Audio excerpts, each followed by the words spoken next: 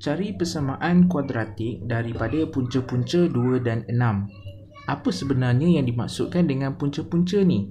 Punca-punca ni adalah nilai-nilai X yang kita dapat daripada soalan menyelesaikan persamaan kuadratik. Kan kita dah buat menyelesaikan persamaan kuadratik sebelum ni, dan daripada soalan tu kita cari nilai-nilai X. Betul tak? Makna kata dekat sini, nilai-nilai X yang kita dapat tu, nama lain dia adalah punca-punca bagi persamaan kuadratik tersebut. Jadi, daripada situ, tak salahlah kalau kita tulis bahawa 2 dan 6 ini adalah dalam bentuk X sama dengan 2 dan X sama dengan 6.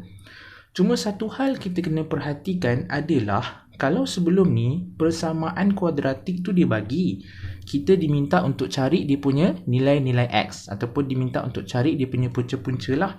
Tapi dekat sini punca-punca ataupun nilai-nilai X tu dah diberikan.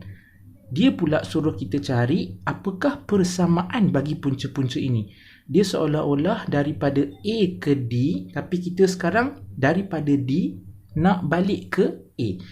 Okey, cikgu ada fikirkan satu contoh nak bagi kamu nampak. Katakanlah cikgu bagi persamaan 2x kuasa 2 tambah x tolak 3 sama dengan sifar. Okey, ini persamaan kuadratik. Katakanlah dia bagi. Bila kita nak cari nilai x, nilai pun boleh ubah. Apa yang kita buat? Kita akan faktorkan. Yang darab silang tu lah. Jadi bila kita faktorkan, cikgu pemudahkan, kita akan dapat 2x tambah 3 dan lagi satu x tolak 1 sama dengan sifar. Okey, seterusnya apa kita buat? Kita akan pisahkan. Pisahkan maksud dia macam ni. 2x tambah 3 sama dengan sifar. Yang sini pula x tolak 1 sama dengan sifar. Dan akhir sekali barulah kita akan dapat dia punya nilai x, iaitu negatif 3/2 dan x sama dengan 1. Ini daripada persamaan kuadratik kepada dia punya nilai-nilai X, kepada dia punya punca-punca. Kita sekarang ni proses pembalikan. Daripada yang bawah ni kita nak balik ke atas. Jadi daripada sini cikgu akan tunjukkan, dan seharusnya kamu akan terus nampak lah, sebab sebenarnya apa yang cikgu nak tunjukkan ni macam kebiasaan kita dalam matematik. Okey.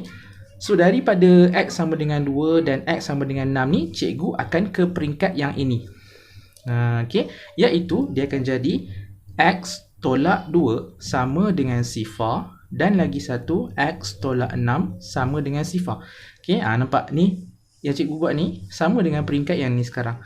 Okey, daripada peringkat ni cikgu nak pergi ke peringkat ni pula. Cikgu buat apa? X tolak 2 X tolak 6 sama dengan sifar. Okey, sama tak peringkat dia? Sama peringkat dia. Dan akhir sekali daripada peringkat ni, cikgu nak pergi kepada dia punya persamaan kuadratik. Okey. Jadi apa cikgu buat? Cikgu kembangkan je lah. So, bila kembangkan cikgu rasa kamu pun dah pro dah, insyaAllah. Okey, so dekat sini dia akan jadi x kuasa 2 tolak dengan 6x tolak dengan 2x tambah dengan 12 sama dengan sifar. Kita boleh pemudahkan, dia akan jadi x kuasa 2 tolak dengan 8x tambah dengan 12 sama dengan sifar. Dah siap, inilah dia kita punya persamaan kuadratik. Okey, cikgu tak sama pun. Okey, kena ingat ini contoh yang cikgu bagi. Ni makna kata cikgu figure out satu equation untuk dijadikan contoh sandaran, macam tu. Okey, ada satu lagi kaedah yang kita boleh gunakan, tapi yang ni kita kena mengingat sikit. Apa yang kita kena ingat adalah nak menghasilkan persamaan kuadratik apabila diberi punca-puncanya adalah macam ni. X kuasa 2 tolak dengan hasil tambah punca. Okey, tutup kurungan, wujudkan X, kemudian tambahkan dengan hasil darab punca sama dengan sifar. Kejap cikgu nak betulkan yang ni.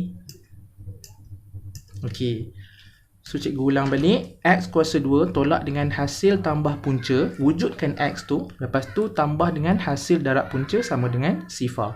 Okey, dekat sini kita dah tahu punca-punca kita adalah 2 dan 6. Jadi, hasil tambah punca kita adalah sama dengan 8. 2 tambah 6, 8. Hasil darab punca akan sama dengan 12. 2 darab 6, 12. Okey, daripada sini kita akan masukkanlah ke dalam kita punya bentuk persamaan kuadratik. So, dia akan jadi X kuasa 2 tolak dengan hasil tambah punca, 8. Okey, X tambah dengan hasil darab punca, iaitu 12. Sama dengan sifar. Dah siap. Sekarang tengok apa yang kita dapat ni sama tak dengan apa yang kita buat tadi? Sama sahaja. Jadi pilihlah mana-mana kaedah yang kamu suka. Cuma cikgu rasa kamu nak tak nak kena hafal juga. Sebab nanti akan ada soalan yang mencari pemahala ke apa, nanti kita akan buat lah. So dekat situ formula ni macam membantulah sebenarnya. Okay?